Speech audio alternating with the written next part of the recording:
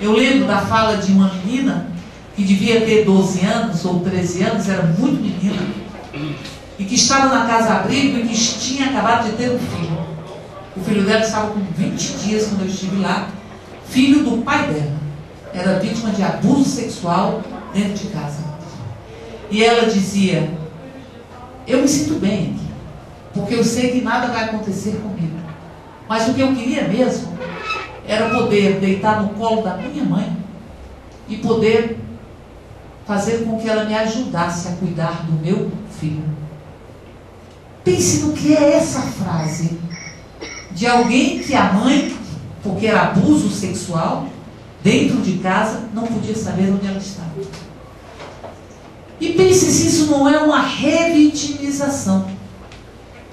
É vitimizada uma primeira vez pela violência, é vitimizada uma segunda vez, porque deixa de ser sujeito do desejo, ser sujeito da sua própria sexualidade, que tem fases diferentes. A sexualidade não é respeitada, os direitos sexuais.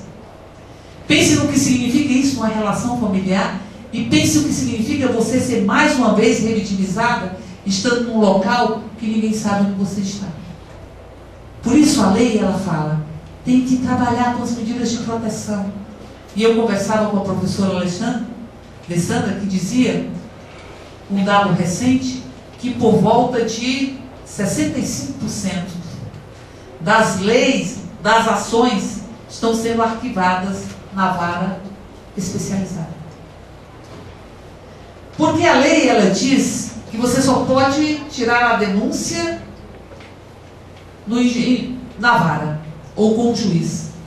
E agora, que se tem lesão corporal, a lei diz isso, porque ela sai das condições do Tribunal de Pequenas Causas, se tem lesão corporal, a ação passa a ser de interesse público, independente da vontade da mulher.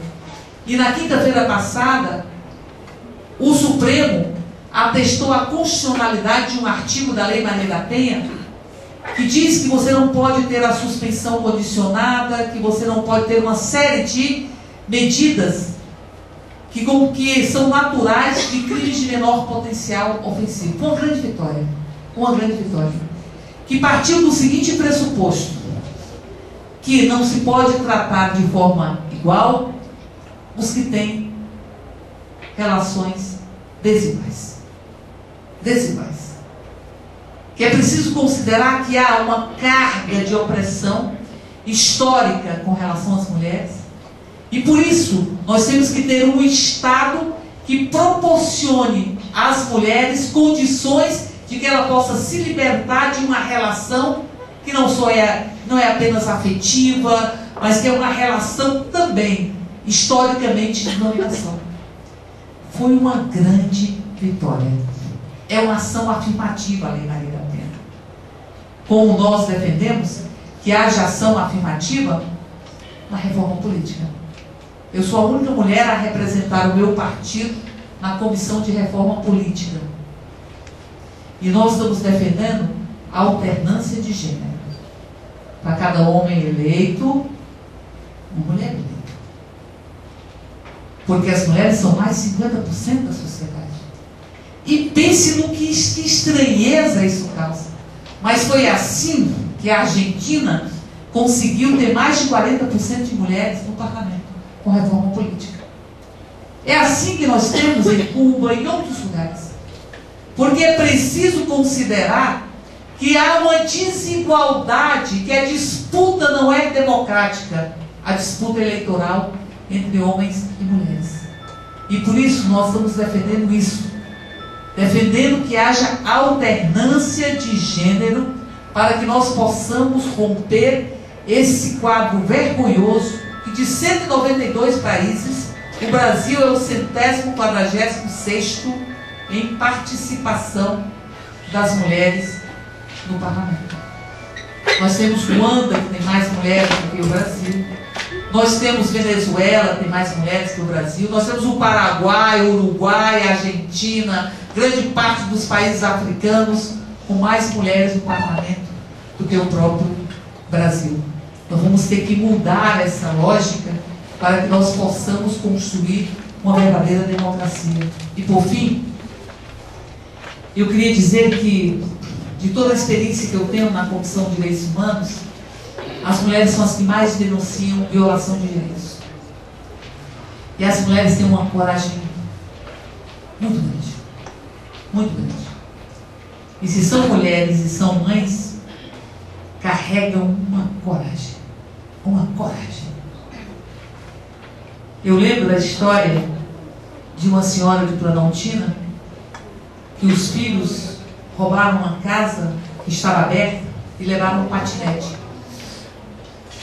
E que a casa era de um policial, e que o policial pegou os dois meninos e espancou os meninos em praça pública, em Planaltina. E essa mulher disse: eu vou denunciar. E os policiais disseram: se denunciar, nós vamos acabar com vocês. E rondavam a casa dela e atiravam para cima. E ela ficou: denuncio, não denuncio, denuncio, não denuncio. E ela decidiu denunciar. Ela denunciou. E, a partir daí, ela teve contato com a coragem que ela carregava e que a sociedade não considerava. E a partir desse contato com a coragem, ela pautou a sua vida a partir da coragem. Criou uma cooperativa que está fazendo exposição em todos quanto é lugar, vários lugares do Brasil, inclusive no exterior. Organizou todo o seu bairro porque ela percebeu a força que tinha, que era negada. E as mulheres têm força demais. Eu penso, não só as políticas públicas têm que ter recorte de gênero, mas é preciso que as mulheres sejam escutadas para a elaboração das políticas públicas. Porque 75% de quem está nos hospitais são mulheres, carregando os meninos, carregando os pais, carregando os vizinhos. Porque a vida comunitária é sentida pelas mulheres de uma forma muito intensa. Porque são as mulheres que estão nas portas de presídio, nas portas dos caixas. Quando a sociedade desiste dos meninos, quando o Estado desiste dos meninos, as mães não desistem. Não desistem. É a história da Mariene, que tem um filho que hoje está no sistema prisional, estava no CAIS, que tem um outro que está na rua e que tem um terceiro que está superando a drogadição. E ela andava a Asa Norte inteirinha. E ela batia na porta da vara, e ela batia na porta do Ministério Público e dizia: salvem meu filho. Porque ela percebia que estava perdendo o seu menino, que nem água que saía entre os dedos, e ela não conseguia segurar. E ela não desiste. Ela não desiste. Por isso não dá para pensar políticas públicas sem a participação e sem a fala das mulheres. E não dá para pensar políticas públicas sem o compromisso com a igualdade de direitos na educação, na saúde, as creches que precisam ser construídas, porque senão você não tira a desigualdade lá atrás, que puxa a mulher para a dupla jornada, para a tripla jornada. Você não compartilha e você reproduz instrumentos de dominação. Porque se você entra em casa, aos meninos cabem ir à padaria ou à farmácia, e às meninas cabem lavar, passar, enfim, as tarefas domésticas. Há uma reprodução. E muitas vezes não se coloca para os meninos que eles têm que fazer essas atividades, porque há um temor que os meninos se transformem ou se tornem homossexuais. Como se isso fosse uma questão de comportamento e não uma orientação. Por isso, um preconceito puxa o outro.